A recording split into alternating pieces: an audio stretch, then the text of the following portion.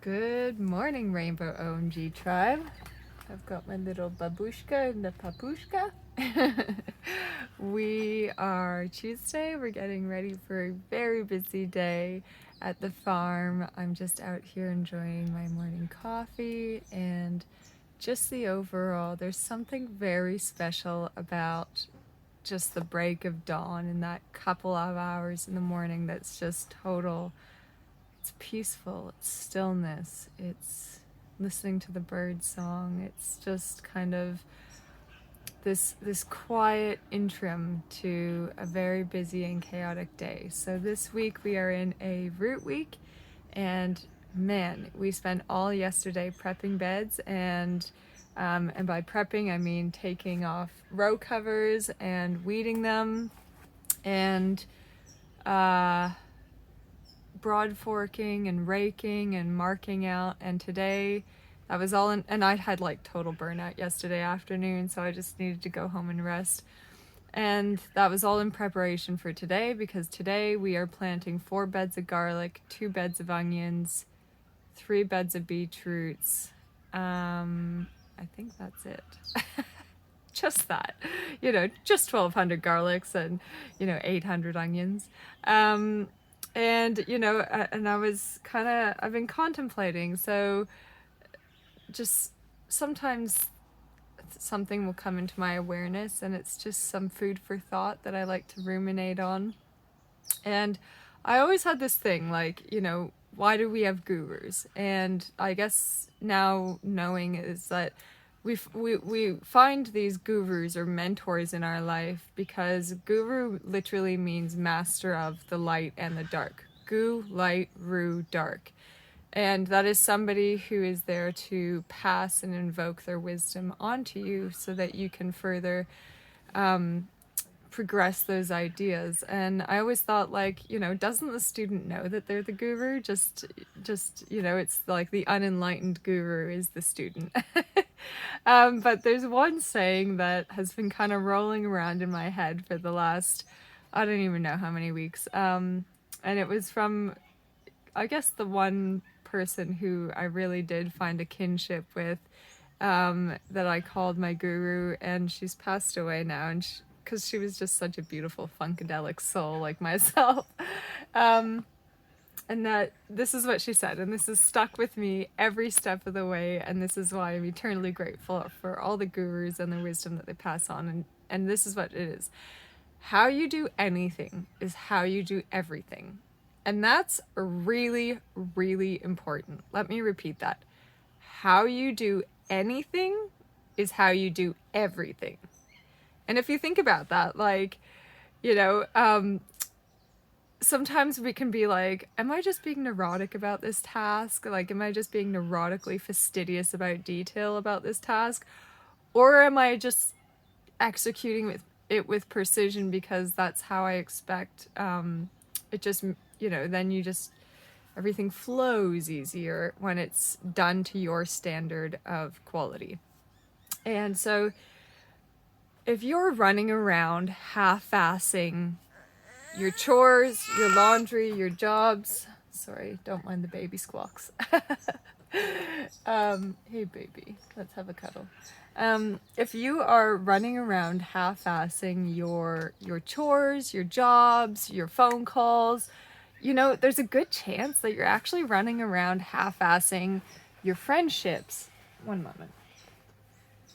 And, you're going to have a very half-assed life if that's all where you're operating from, is a place of, oh, I just got to get this done, just got to get this done, just got to get this done. And it's like, that's not using the full spectrum of your awareness when you're not being present when you're operating from that. That's operating from a lack mentality, like, I don't have time for this, I don't have time for that, I just got to rush.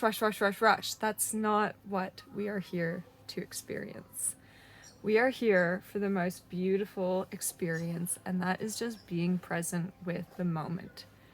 That is stepping outside in the morning and listening to the birds. That is looking in the face of your newborn child and recognizing that you are staring into the face of divine love, and divine oneness. And, you know, and I think that it relates to planting, because if you're running around just plucking plants in wherever without thinking about where they're, is this the right aspect? Is this the right soil conditions? Is this the right part of the cycle? Like, are you planting roots in a flower cycle? Because that's just not going to work,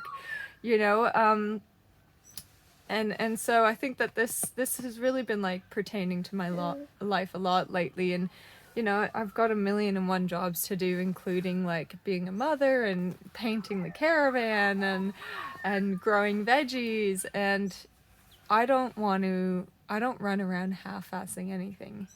If it means I have to stay an extra hour just to plant it out perfectly, then I will.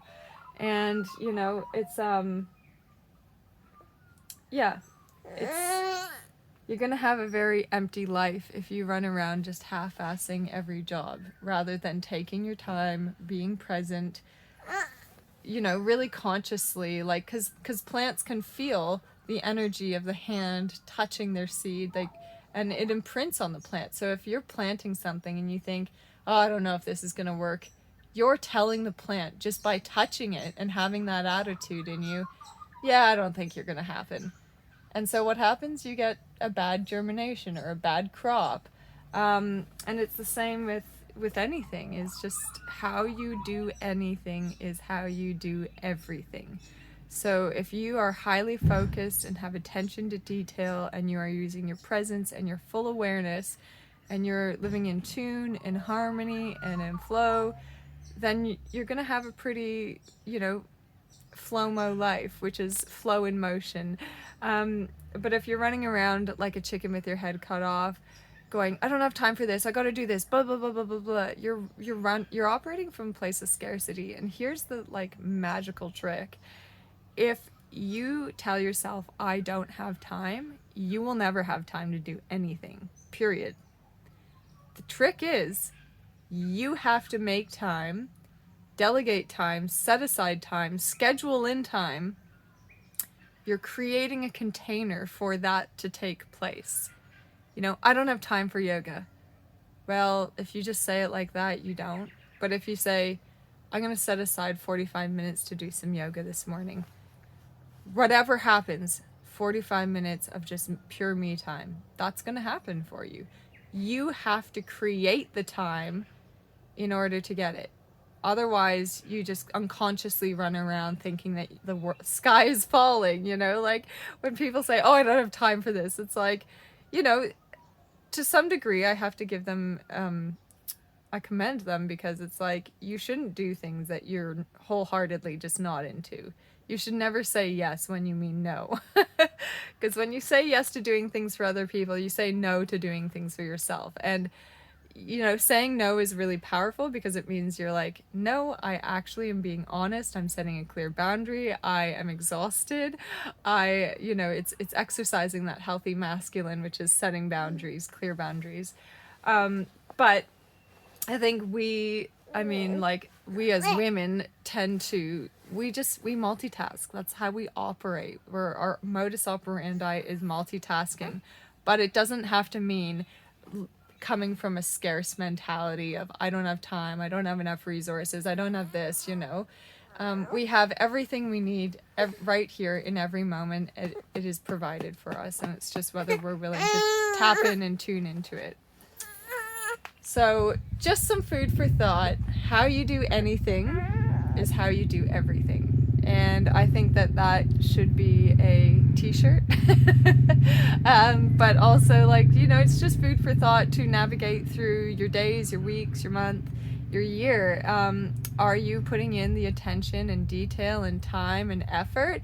Or are you getting, you will find that when you do those things, you live a very rewarding and fulfilling life.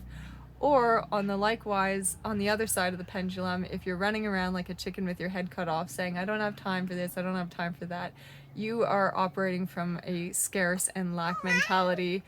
And it's really just like poverty thinking. Just another form of poverty thinking. And, it's you're going to have a very empty, half-assed, unrewarding, and unfulfilling life. And that's not what you came down here to do. You came here to live the most beautiful, abundant, rich, fulfilling life. And here's the thing, like, this is another thing I've been thinking about. Your wealth is a result of your happiness. So if you are living with purpose and with passion, and you're, you know, it's hard for me to say this because I live with purpose and passion, and my wealth is not a reflection of my of living with abundance, but I know that it's coming. You know, everything I seek is coming my way. It's already on its way, and that's something I just have to be mindful and telling myself. But you came down here to live the most beautiful, abundant, and live through experience, you know? If you're just half-assing everything, you're not fully living with experience and presence.